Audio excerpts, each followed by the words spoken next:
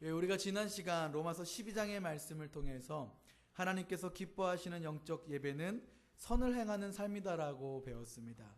그래서 성도는 이 세대를 본받지 말고 하나님의 선하시고 기뻐하시고 온전하신 뜻이 무엇인지 분별해야 하며 교회 안에서 또한 성도는 한 몸을 이루기 위해 애써야 된다라고 이야기했습니다. 뿐만 아니라 성도는 이 세상을 축복할 수 있어야 합니다. 그리고 성도가 축복하고 사랑해야 할 대상은 나에게 선을 행하고 나에게 선을 베푸는 사람만이 아니라 원수까지 사랑해야 된다라는 것입니다. 비록 원수라 할지라도 그들을 품어주고 그들과 화목할 수 있어야 한다라고 로마서 12장의 말씀을 통해서 우리는 배웠습니다. 이것이 하나님이 바라시는 선이고 이것이 성도의 얼굴이 되어야 하며 우리가 이런 모습으로 살아가게 될 때 더 많은 사람들은 우리들을 통하여 누구에게 나오게 되는 것입니까? 주님께 나오게 되는 것입니다. 사랑하는 성도 여러분, 하나님의 말씀을 인생을 살아가는데 약간의 유익이 되는 교훈쯤으로 여기고 그렇게 살아가지 않았으면 좋겠습니다. 지키면 좋고 그렇지 못해도 크게 상관없는 말씀으로 그렇게 여기고 이 말씀을 대하지 않았으면 좋겠습니다. 하나님의 말씀이 성도의 지침이 되고 하나님의 말씀이 우리 삶의 중심이 되어야 할 줄로 믿습니다. 그래야만 우리가 하나님의 기쁨이 되는 자녀가 될 수 있는 거예요. 그래야만 우리는 이 세상을 하나님이 원하시는 모습으로 살게 되는 것입니다. 주님 만나는 그날까지 하나님 말씀을 붙들고 하나님 말씀 중심이 되어 살아갈 수 있는 저와 여러분 되었으면 좋겠습니다. 이제 사도 바울은 로마서 13장의 말씀을 통해서 성도로서 이 세상을 살아가게 될 때 필연적으로 맺을 수밖에 없게 되는 세 종류의 관계가 있다라고 말하고 있습니다. 그 세 종류의 관계가 뭘까요? 성도가 이 땅을 살아가는데 정말 누구나 다 모든 성도들이 다 관계를 맺을 수밖에 없는 그 세 종류의 관계가 있다라는 것입니다. 그 종류의 그 관계가 무엇이냐면 첫째는 성도와 국가, 성도와 세상 권세자들과의 관계입니다. 그리고 둘째는 성도와 이웃들과의 관계입니다. 그리고 세 번째는 성도와 재림의 날, 즉 구원의 날에 대한 관계가 있다라고 성경은 말하고 있습니다. 이건 너나 할 것 없이 누구에게나 해당되는 것입니다. 이 세 종류의 관계는 성도가 이 땅을 살아가는 데 있어서 굉장히 중요한 것입니다. 주의 재림의 날을 기다리는 성도는 사실 세상과 단절하여 아무런 권세도 미치지 않는 곳에서 그 성도들끼리만 모여 살고 있는 그런 존재가 아닙니다. 성도는 주님 만나는 그날까지 세상 권세 아래 놓여 있고 세상 사람들과 더불어 살아야 하며 또 우리가 믿고 따르고 있는 예수 그리스도를 이 세상 가운데 전해야 되고 정말 수많은 사람들로 하여금 그리스도의 제자를 삼는 일을 우리가 감당하며 살아야 하기 때문에 그렇습니다. 이런 상황 속에서 성도는 어떻게 세상 권세를 대해야 되는지, 어떻게 이웃을 섬길 것인지, 어떤 모습으로 주님의 다시 오심을 준비해야 하는지 고민할 수밖에 없는 것입니다. 한 번뿐인 인생을 하나님의 영광을 위해서 가장 멋지고 보람되게 살고 싶지 않으십니까? 성도로서 어떻게 세상 권세를 대해야 하고 성도로서 나의 이웃을 가장 잘 섬길 수 있는 방법은 무엇이며 어떻게 우리는 주님의 재림을 온전히 준비할 수 있는지 그 능력이, 그 비밀이 궁금하지 않으십니까? 그 질문에 대한 답을 다루고 있는 것이 바로 오늘 우리가 함께 읽은 로마서 13장의 말씀입니다. 부디 오늘 말씀을 통해서 작은동산교회 모든 성도들은 하나님이 기뻐하시고 하나님이 기대하시는 그런 성도의 삶을 살게 되기를 주님의 이름으로 축복합니다. 그렇다면 성도들이 필연적으로 관계를 맺을 수밖에 없는 그 관계가 세 가지가 있다고 했는데 그 첫 번째로 성도는 국가와 세상 권세자들을 대할 때 어떠한 모습을 보여야 할까요? 성도와 세상 권세자와의 관계에 있어서 성도는 어떠한 모습을 보여야 하냐는 것입니다. 성도는 국가와 세상 권세자들과의 관계에서 겸손함으로 복종해야 합니다. 어떻게 복종하라고요? 겸손함으로 복종해라. 이게 성도가 세상 권세자를 대하는 태도라는 거예요. 성도는 이 땅에서 두 가지의 신분으로 살아가는 존재라 말할 수 있습니다. 먼저는 어떤 신분일까요? 하나님의 자녀.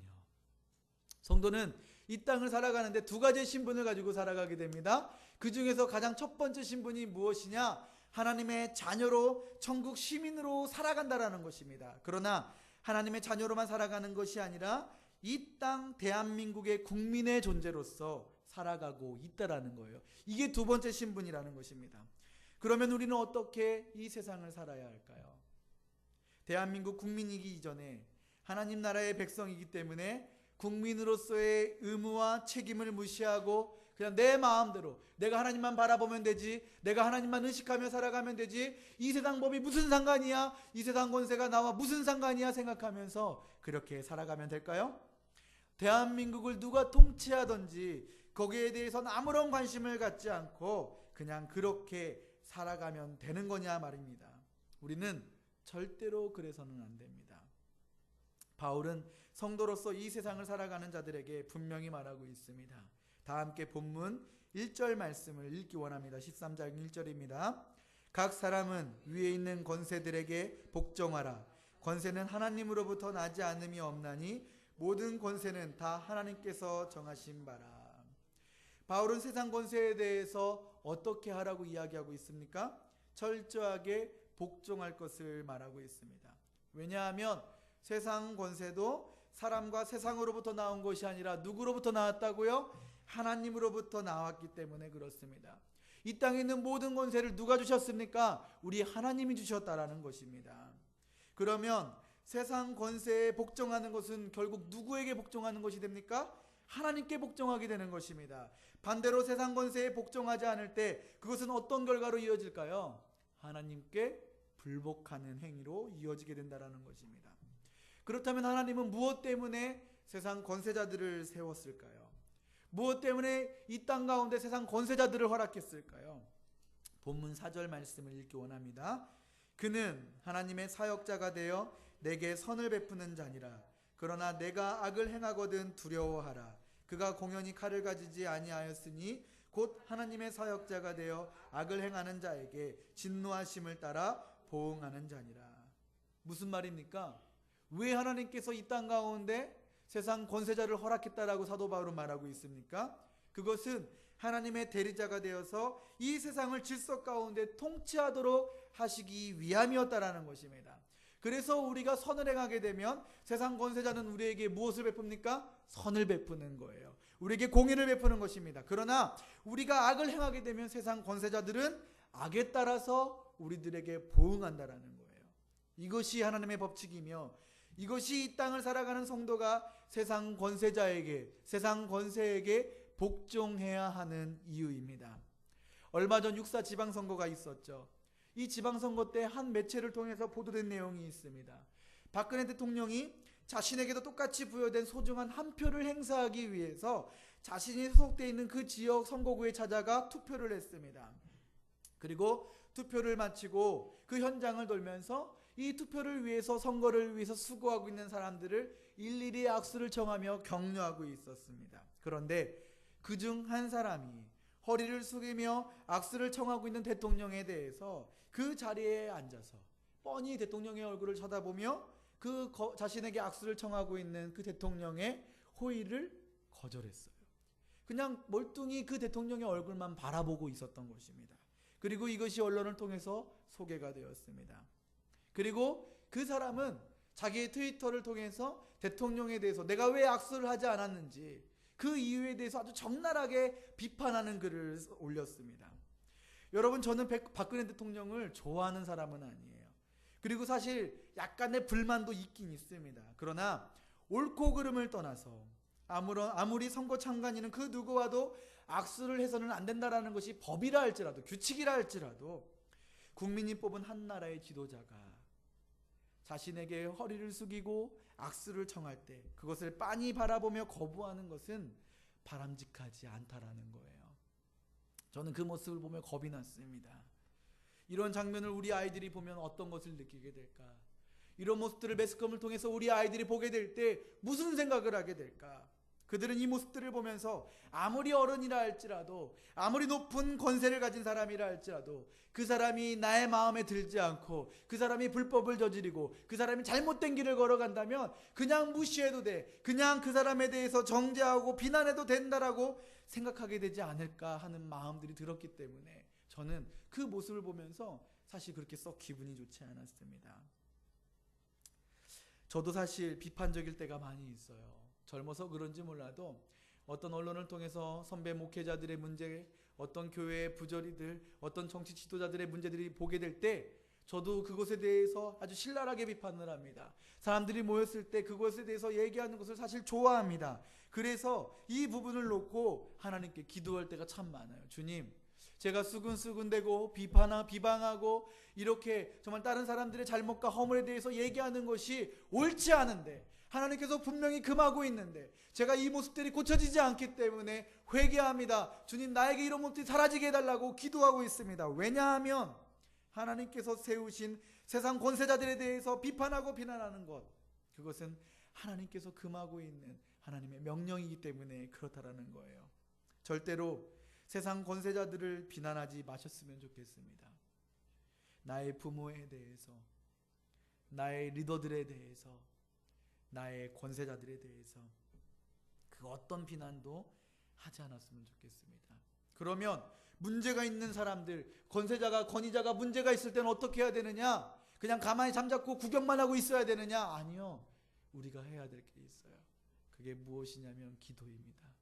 그들을 위해서 우리는 기도해야 돼요. 주님, 저 사람이 바른 길을 걸어가게 해주십시오.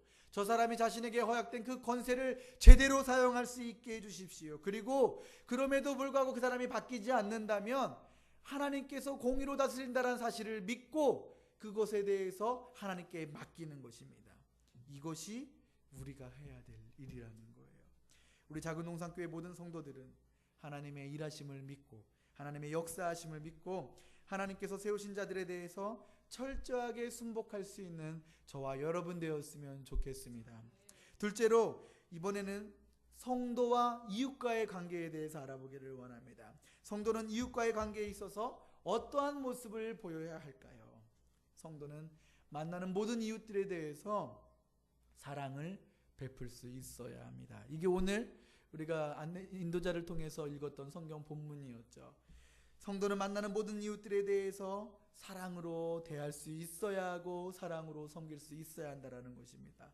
우리 아까 읽었지만 다시 한번 읽어보기를 원합니다. 8절의 말씀입니다. 피차 사랑의 빛 외에는 아무에게든지 아무 빛도 지지 말라. 남을 사랑하는 자는 율법을 다 이루었느니라. 바울은 이웃에 대해서 어떠한 마음을 가져야 한다고 말하고 있습니까? 피차 사랑의 빛 외에는 아무 빛도 지지 말라. 이게 무슨 말입니까? 사랑의 빛을 진다는 거, 빛은 나쁜 건데 왜 빛을 지라고 하지? 여러분, 그렇게 이해하시는 분은 아무도 없으실 줄 믿습니다.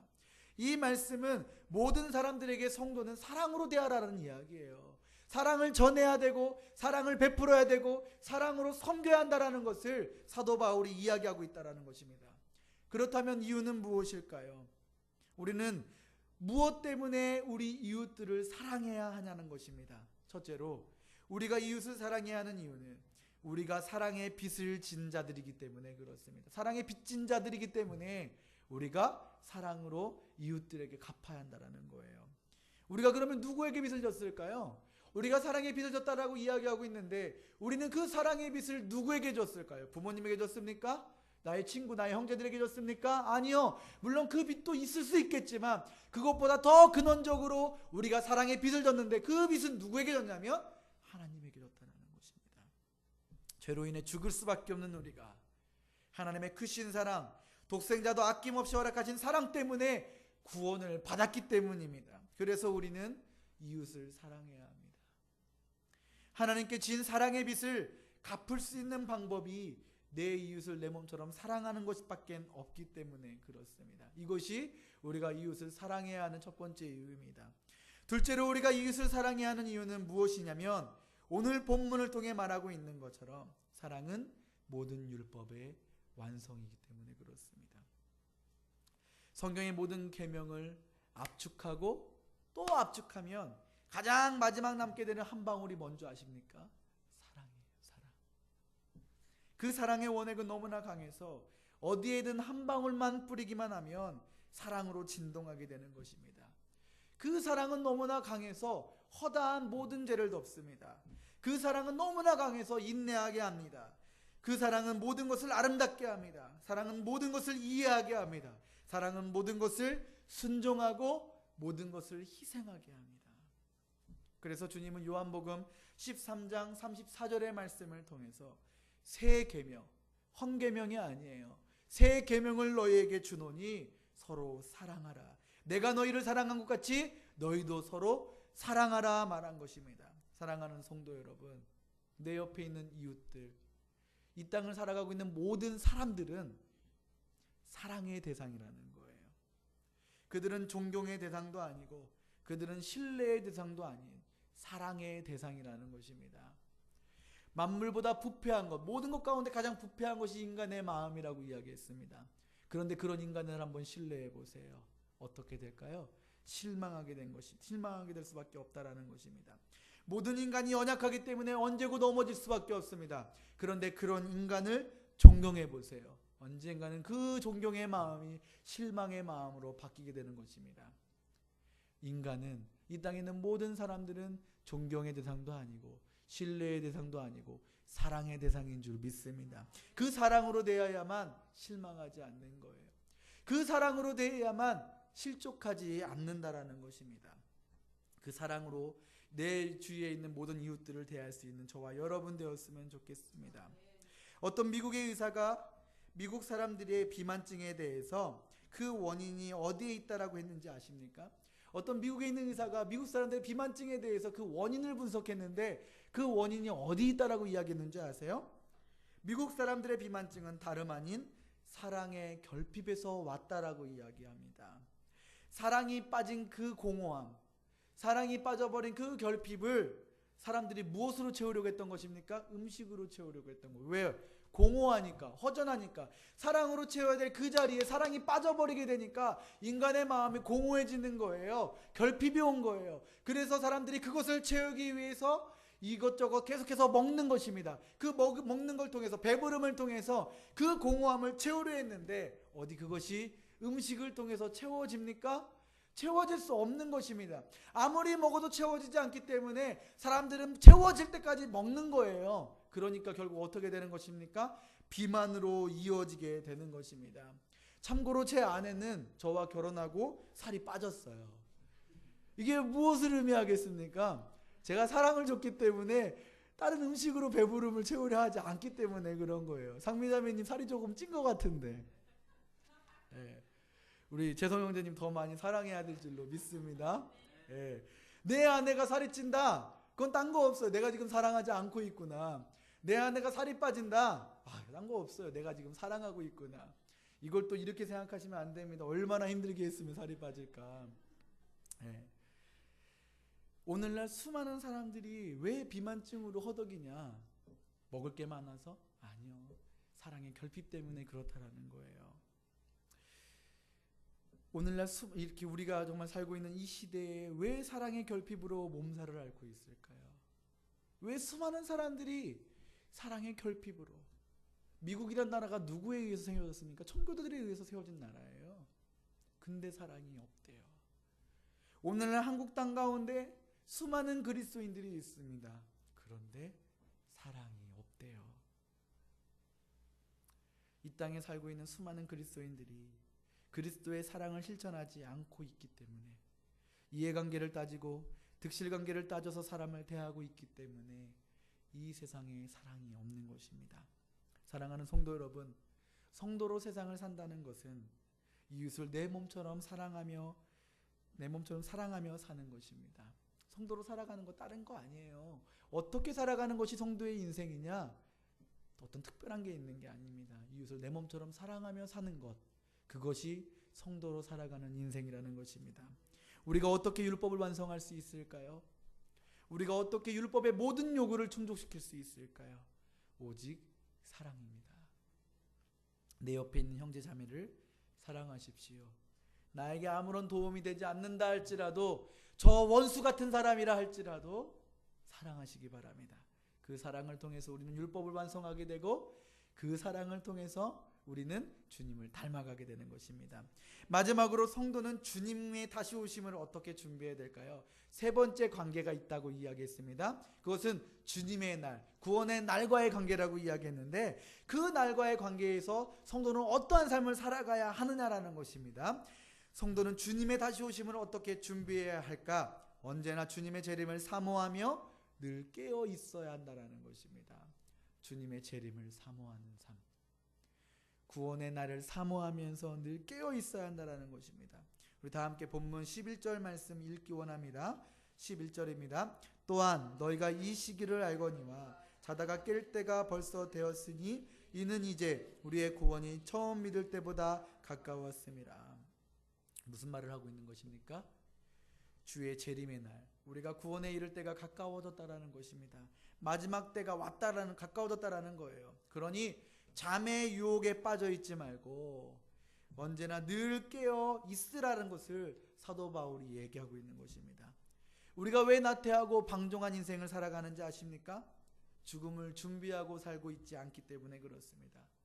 예수 그리스도의 재림에 대해서 아무런 인식 없이 살아가고 있기 때문에 우리는 방종하고 육신의 정욕을 추구하며 이전에 주를 믿기 전의 모습으로 돌아가게 되는 것이라는 겁니다. 주님은 마태복음 24장 36절의 말씀을 통해서 이렇게 말씀하셨어요. 그러나 그날과 그때는 아무도 모르나니 하늘과 하늘의 천사들도 아들도 모르고 오직 아버지만 아시느니라. 그날과 그때를 아무도 알지 못하기 때문에 니들 마음대로 살아라, 언제 올지 모르니까 방종하며 살라라는 의미로 이 이야기를 하셨습니까? 아니라는 거예요. 그래서 주님은 42절의 말씀을 통해서 이렇게 말하는 이유에 대해서, 왜 주님의 날, 그날과 그때에 대해서 주님은 아무도 알게 하지 못하셨는지에 대해서 우리에게 그 이유를 이야기하고 있습니다. 뭐라고 이야기하냐면, 그러므로 깨어있으라. 어느 날에 너희 주가 임할는지 너희가 알지 못함이라. 그날과 그때를 우리에게 계시하지 않는 이유가 있어요. 무엇이냐? 날마다 깨어있게 하기 위해서, 날마다 깨어 준비하게 하기 위해서.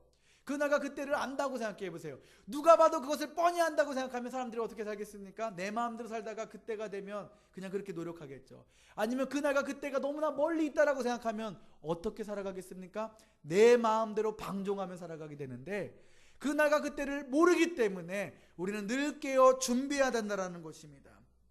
여러분, 후보 야구 선수를 한번 생각해 보세요. 자신이 현재 후보라고 해서 아무런 노력도 하지 않고 1군 선수만 부러워한다면 어떻게 되겠습니까? 언젠가 자신에게 기회가 주어지더라도 그동안 훈련으로 준비되어 있지 않기 때문에 그 기회를 날려버리게 될 거예요. 3구 3진으로 끝나버리게 될 것이라는 것입니다. 계속해서 주전으로 뛰기 위한 소망이 있는 자는 결코 잠들 수 없습니다. 언젠가 반드시 주전의 자리에 내가 서리라 생각하는 사람은 절대로 훈련의 시간을 소홀히 여길 수 없다라는 것입니다. 마찬가지로 날마다 구원의 날을 사모하며 날마다 주의 재림의 날을 사모하는 사람은 절대로 잠들 수 없어요. 절대로 방종하며 나태하며 그런 모습으로 살아갈 수 없다라는 것입니다. 그는 날마다 깨어 있어서 주님 오시는 그날까지 하나님께서 말씀하신 명령을 즐거이 행하게 될 줄로 믿습니다. 여러분, 거룩한 신부가 신랑을 맞을 때 더럽고 술 취한 모습으로 맞을 수 있겠습니까? 거룩한 신부가 신랑을 기다리고 있는데 아무런 준비도 없이 단장도 하지 않고 그렇게 술에 취해서 있는 모습으로 자신의 신랑을 기다리고 있겠습니까? 아니요, 그럴 수 없습니다. 가장 아름답고 가장 향기 나는 모습으로 신랑을 기다리는 것입니다. 언제 오더라도 가장 아름답고 사랑스러운 모습으로 보일 수 있도록 그렇게 신랑을 기다린다라는 거예요. 이게 주의 재림의 날을 기다리는 신부의 모습, 성도의 모습이다라는 것입니다. 우리는 이렇게 날마다 깨어 있어야 해요. 날마다 우리는 깨어 준비하는 자가 되어야 합니다. 우리 다 함께 12절 13절 한번 읽어볼게요. 밤이 깊고 낮이 가까웠으니 그러므로 우리가 어둠의 일을 벗고 빛의 갑옷을 입자. 낮에와 같이 단정히 행하고 방탕하거나 술 취하지 말며 음란하거나 호색하지 말며 다투거나 시기하지 말고. 왜 사도 바울이 이 이야기를 하고 있는지 아십니까? 이게 마지막 때에 나타날 현상이기 때문에 그렇습니다. 여러분, 언론을 통해서 어제 보셨는지 모르겠어요. 신촌 한복판에서 어떠한 일이 있었는지 아십니까? 동성연애자들의 축제가 있었어요. 신촌 한복판에 동성연애자들의 축제로 퍼레이드가 있었다라는 거예요. 남자 여자 정말 민족과 종족을 초월해서, 나라와 민족을 초월해서 그 신촌에 다 모여가지고 이 땅에 있는 모든 동성연애자들이 모여서 옷을 벗고 자신이 동성연애자임을 밝히면서 그것을 기뻐하고 축복하고 있었다라는 것입니다. 이게 한국 땅에도 일어나고 있는 현실이라는 거예요. 어제. 먼 훗날의 얘기도 아니에요. 속옷만 걸치고 호주의 동성연애자 축제를 보세요. 실오라기 하나 걸치지 않고 남녀가 옷을 벗고 그 축제를 즐기고 있습니다. 내가 동성연애자입니다. 왜 그들이 무지개 깃발을 흔드는지 아십니까? 하나님에 대해서 대항하기 위해서 무지개 깃발을 흔드는 거예요. 그 의미가 그거라는 것입니다. 하나님의 약속, 하나님의 심판. 나는 그것에 대해서 나는 그것을 무서워하지 않는다. 성경을 금소로 정할 것을 그들이 그 자리에서 선포했대요. 이 시대가 이렇게 악해요. 이 시대가 이렇게 음란합니다. 다른 나라의 이야기가 아니라 이 나라, 우리 자녀들, 우리 아이들이 앞으로 살아가게 될 이 나라가 이렇다라는 거예요. 이런 상황 속에서 성도가 어떻게 살아야 할까요? 하나님의 사람은 어떻게 살아야 될까요? 날마다 깨어서 하나님의 다시 오심을, 주님의 재림의 날을 준비할 수 있어야 된다는 것입니다. 그렇게 살지 않으면 우리도 넘어가요. 우리도 이 세상 풍족 가운데 휩쓸리게 된다는 것입니다. 왜 정말 12장의 말씀을 통해서 이 세대를 본받지 말라, 하나님의 온전하고 선하시고 기뻐하신 뜻이 무엇인지 분별하라 말했는 줄 아세요? 그 분별력이 없으면 우리가 아무리 믿음이 좋았다 할지라도, 우리가 아무리 성경 말씀을 정말 통달했다 할지라도 우리가 이 세상 풍조를 따라갈 수밖에 없기 때문에 그렇다라는 것입니다. 마지막 때, 주님의 다시 올 날이 멀지 않았습니다. 이 마지막 때를 살아가는 우리, 날마다 깨어서 주님의 날을 준비하는 거룩한 신부의 모습으로 살아갈 수 있는 저와 여러분 되었으면 좋겠습니다. 말씀을 정리합니다. 그동안 우리는 어떤 자세로 나라와 권세자들을 대하셨습니까? 그동안 어떻게 우리는 이웃을 섬기셨습니까?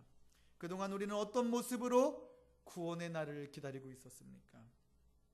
우리는 순종해야 합니다. 우리는 사랑해야 합니다. 우리는 깨어 있어야 합니다. 이것이 성도의 모습이며 그리스도인의 올바른 관계의 법칙인 것입니다. 우리가 이렇게 살아가게 될 때 교회는 부흥하게 될 거예요. 우리가 이렇게 살아가게 될 때 세상은 주님께 돌아오게 될 것입니다. 우리가 이런 관계 법칙으로 세상을 살아가게 될 때 어둠의 권세는 물러가게 되는 것입니다.